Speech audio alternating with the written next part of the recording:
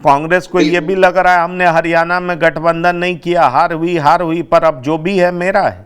सवाल यह है कि कांग्रेस को लगता है कि हमें 2029 की तैयारी करनी है और ये क्षेत्रीय दल हमारे वोट बैंक पर हम ही को आंख दिखाते हैं। मुसलमान वोट मेरा, दलित वोट मेरा।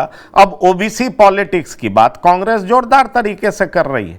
किस तरीके से राहुल गांधी कहते हैं कि अगर आप सवर नहीं है तो आप फर्स्ट क्लास सिटीजन नहीं है। जो कांग्रेस जिस रास्ते पर चल पड़ी है उससे तो साफ दिखाई पड़ रहा है कि जो क्षेत्रीय दलों का मुद्दा है, जो उसका वोट बैंक है, जो उसका स्ट्रेंथ है, उसी को कांग्रेस छीनना चाह रही। और मुझे तो साफ दिखाई पड़ रहा है कि अब कांग्रेस को साफ दिख रहा है कि पहले क्षेत्रीय दल से निपट लो, बाद में जो होगा देखा जाएगा। विनय कुमार जी। नहीं पंकज जी, आप सही कह रहे हैं। जब भी कांग्रेस पार्टी समाप्त हुई या कांग्रेस पार्टी कमजोर हुई, तभी क्षेत्रीय दलों का उदय हुआ। चाहे वो बिहार में, चाहे उत्तर प्रदेश में, चाहे वो आप तमिलनाडु में देख लीजिए, एआईआईडीएमके और डीएमके का उदय हुआ, कांग्रेस के खिलाफ ही वहां उदय हुआ। फिर वहां कांग्रेस खत्म हो गई तमिलनाडु में। फिर आंध्र प्रदेश में आप देख लीजिए, रामाराव का उदय कांग्रेस के कारण ही हुआ था। तो कांग्रेस के कमजोर होने से, चाहे ये ममता बनर्जी का मामला देख लीजिए पश्चिम बंगाल में, कांग्रेस पार्टी कमजोर हुई और तब जो क्षेत्रीय पार्टियां, जिसको आप कहते हैं क्षेत्रीय पार्टियां, मजबूत हुई और मजबूत दावेदारी पेश करने लगी। क्योंकि कांग्रेस का जनाधार वो चुराने में सफल हो गई थी क्षेत्रीय पार्टियां। अब कांग्रेस फिर से अपने खोए जनाधार को पाने का प्रयास कर रही है और उस प्रयास के तहत वो अपने को थोड़ा सा संगठन के रूप में मजबूत करना चाहती है। राहुल गांधी सक्रिय है, पूरे देश में पदयात्रा कर रहे हैं, घूम रहे हैं, कार्यकर्ताओं को उत्साहित कर रहे हैं और लड़ने भिड़ने की बात कर रहे हैं। जो कुछ पिछले कुछ वर्षों से जहां कांग्रेस की गतिविधि कुछ कम थी, वो इस बार जो लोकसभा में उनका परफॉर्मेंस हुआ चुनाव में, 99 सीट कांग्रेस पार्टी जीतने में सफल हो गई। क्योंकि पिछले 14-19 में तो कांग्रेस पार्टी विपक्ष के लायक के सीट भी अर्जित नहीं कर पाई थी पार्लियामेंट, लोकसभा में, संसद में कह सकते हैं, खास करके लोकसभा में। लेकिन इस बार जब कांग्रेस पार्टी का अच्छा परफॉर्मेंस हुआ, राहुल गांधी लीडर, अरे ये विनय जी, ठीक है, कांग्रेस तो चलिए ट्रस्टेड एलाई है ना, या तो साथ जाएगी या अकेले चुनाव लड़ेगी। ये साहनी क्या करेंगे?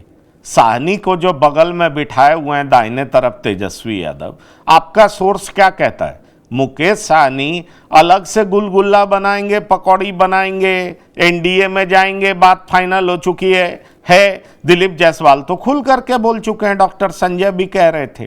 तो अगर मुकेश साहनी उधर चले जाते हैं तो फिर तो इनके लिए बहुत, कांग्रेस आरजेडी के लिए कांग्रेस को 70 सीटें देना बहुत मुश्किल भरा काम तो होगा नहीं। नहीं देखिए, अभी साहनी क्या है कि साहनी अपना ऑप्शन खोले रखते हैं। जो इस तरह की पार्टियां होती है, छोटी छोटी पार्टियां होती है, वो हर तरफ ऑप्शन खोले रखती है। और इन पार्टियों के नेता से जब आप बात करेंगे तो वो कहेंगे कि जहां ज्यादा लाभ हमको मिलेगा वहां हम निर्णय लेंगे। चाहे वो पहले बसपा का यही स्थिति था, रामविलास जी की पार्टी का यही स्थिति था, और भी जो छोटी छोटी पार्टियां आप देखिएगा, वो जिधर लाभ ज्यादा नजर आता था उधर ये लोग अलायंस में जाते हैं।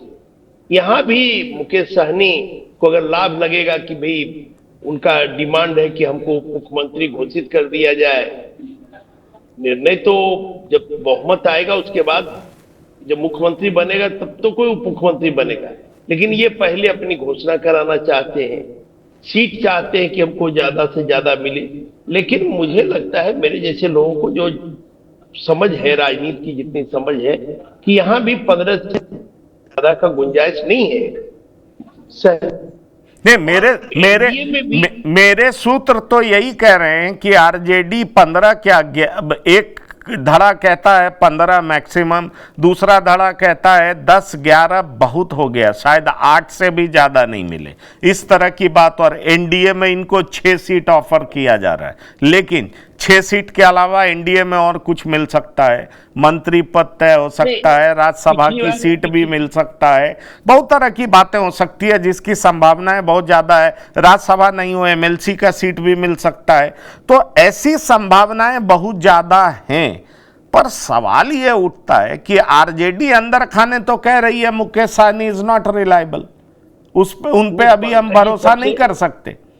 पंकज जी, सबसे बड़ी बात है कि सीट का मामला नहीं फंसा है, फंसा है कि कैंडिडेट कौन देगा। हो क्या रहा है, मुकेश सहनी के साथ सीट भी दिया जाता है और कैंडिडेट भी दिया जाता है। तो ये अब इस बार मुकेश सहनी नहीं चाहते, ये चाहते हैं कि कैंडिडेट मेरा हो। तो मामला यहां फंसा हुआ है, क्योंकि अगर लोकसभा में भी देखिएगा सीट भी तेजस्वी यादव दिए, कैंडिडेट भी दिए। उसके पहले बीजेपी असेंबली के चुनाव में कैंडिडेट भी दिया और सीट भी दिया। अब मुकेश सहनी थोड़ा सतर्क है, चाहते हैं कि मेरा कैंडिडेट हो, और अगर उनका कैंडिडेट होगा तो उनकी पार्टी मजबूत होगी। तो यही लगे हुए हैं और हार्ड बार्गेनर माने जाते हैं। तो हार्ड बार्गेनिंग में जहां उनको ज्यादा लाभ नजर आएगा वहां रहेंगे। उनको दोनों तरफ पे कोई बहुत दिक्कत नहीं है।